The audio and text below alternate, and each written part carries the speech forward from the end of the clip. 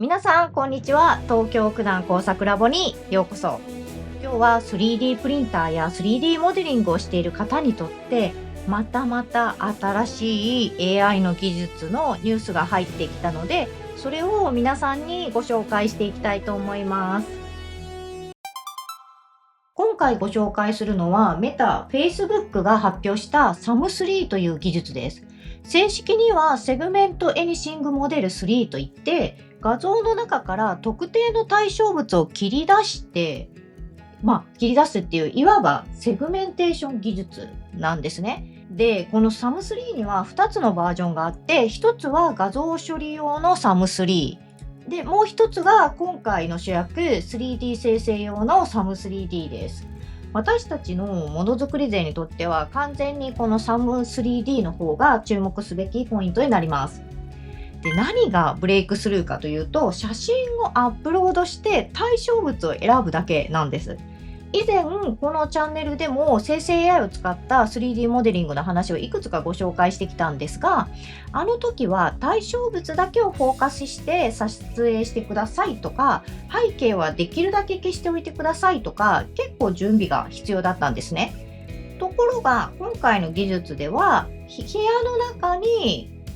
雑誌とかスピーカーとか本とかいろんなものが映り込んでいる雑多な写真をそのままアップロードして、その中からこれを 3D したいって選ぶだけです。すると AI が自動でその対象だけを正確にセグメント切り出ししてくれるんです。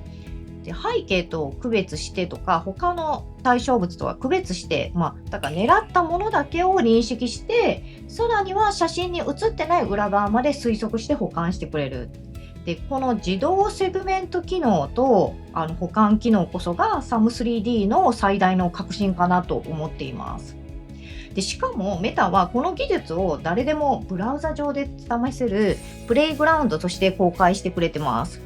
つまりハイスペックな PC を持ってなくても今すぐ誰でも試せる状態になってます。概要欄にリンクは貼ってありますので、実際に試してみてください。では、ちょっとプレイグラウンドを実際にやってみましょう。これ、誰でもできますんで、本当に皆さんもブラウザでアクセスして試してみてください。で、今回は私が空港で撮った飛行機の写真を使ってみます。これ、結構機体が隠れてるんですよね。本当に大丈夫かなっていう感じなんですが、こ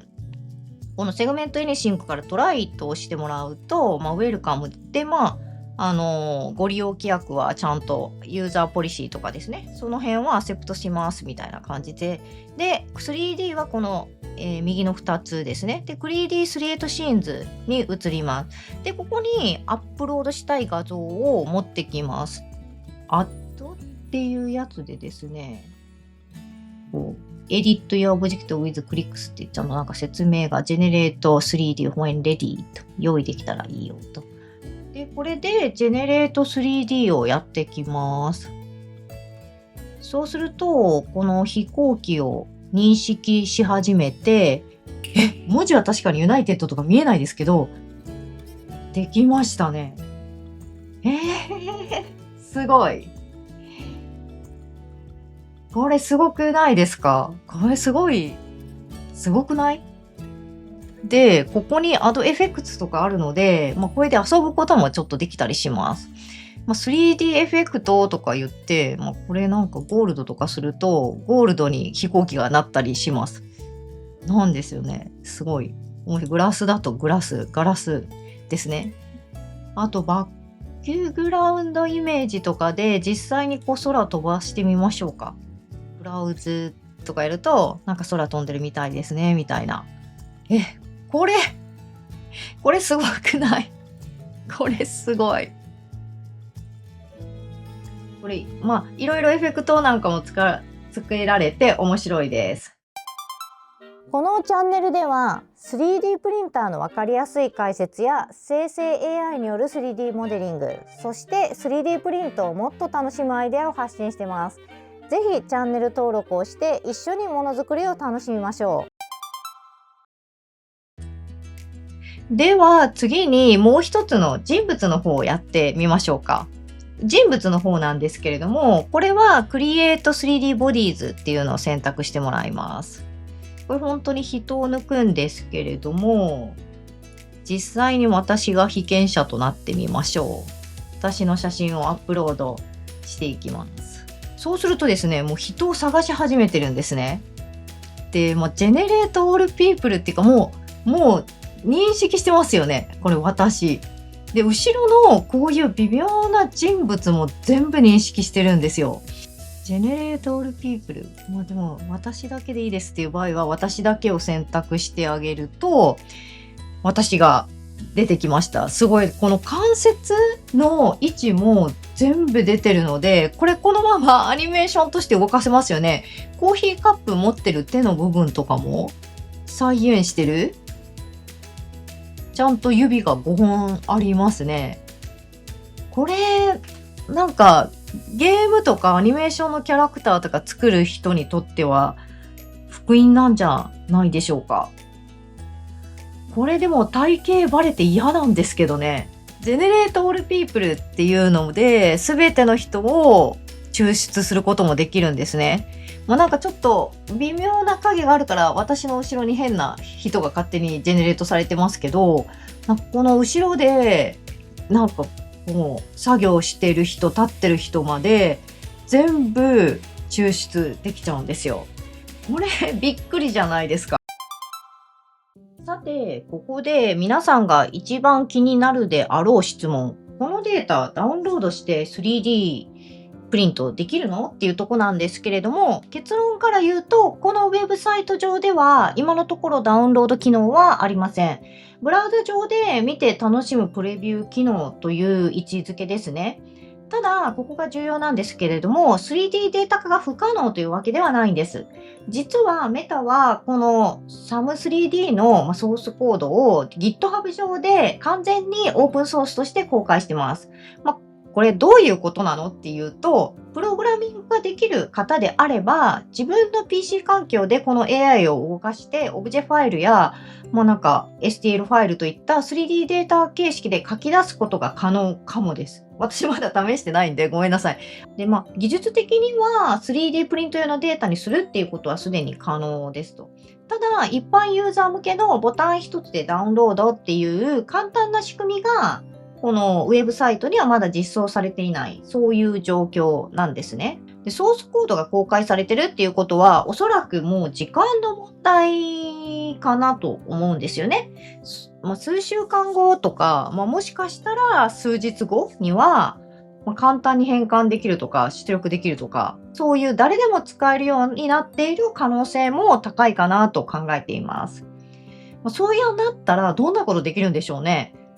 例えば旅先で見つけた面白いオブジェを、部分的に撮って、部分的っていうかこの写真の隅っこにあったとしても、それを 3D オブジェクト化できるっていうのとか、たくさんある中のこれだけやりたいんだけどなっていうのは、すごい簡単にできて、そういった使い方が本当に日常になるっていう、そんな未来が結構来てるんだなって思いました。このメタ社の SAM3D ちょっとびっくりしました。またローカルで動かせるツールが登場したり、プレイグラウンドにダウンロード機能が追加されたりしたら、このチャンネルでもまた検証してみたいかなと思ってます。実際に 3D プリントに出すっていうと、またほら違うじゃないですか。そう簡単ではないですよっていうのはあったりもします。ただって思いませんでした。技術の進歩早すぎません最近っていうのはあります。もしこの動画が参考になったらチャンネル登録、いいねをよろしくお願いします。それではまた次の動画でお会いしましょう。バイバーイ。編集後期です。今日も最後まで見ていただきありがとうございました。最後に、いつも先週後期では私のよもやま話をしているんですけれども、私は本業がエンジニアなんですけれども、正直もう仕事では生成 AI なしではもう成り立たないっていう状況にはなっているんですね。で、日々プログラミングもするし、システムの設計もするんですけれども、AI を使いこなすことがもう今はもう全ての前提になってます。それで生産性を上げないと、競争に勝てないっていうか、クライアントさんからの要求の速さとか質に応えられなくなってきているかなっていう実感があります。で、一方で、こういうものづくりとか 3D プリンターっていうのは私にとっては本当に楽しいことを突き詰めていく創造の世界なんですね。なので、もちろん、一から自分で作って設計していくっていう楽しさはすごく大事だと思っているし、人間が手で作る時間っていうのは、なんかかけがえのないものだと思ってます。絵も、なんなら音楽も全て、できちゃうっちゃできちゃうんですけれども、やっぱり一からこう自分で絵をこういうの描きたいなってやってるのすごい好きな時間ではあります。ただそれでアイデアに行き詰まった時とか、なんか、新しいアイデア欲しいなっていう時に、こういう生成 AI を活用することで、自分の作品作りや創造性にスパイスをもらえるんじゃないかなって思うんです。で、このチャンネルでは、私が本業のエンジニアとしてキャッチアップしている AI の最新ニュースの中から、皆さんにとっても、へえ、こんなのあるんだっていう気づきや発見になりそうなものをご紹介していきたいと思っています。全部が全部 AI でやっちゃえばいいよっていう話ではないんですよね。ねえ。人間が一から作る楽しさのための時間ってすごい大事だなと思うので、私もなんかそういう時間を大事にして、これからもものづくりをしたいと思ってます。それではまた次の動画でお会いしましょうね。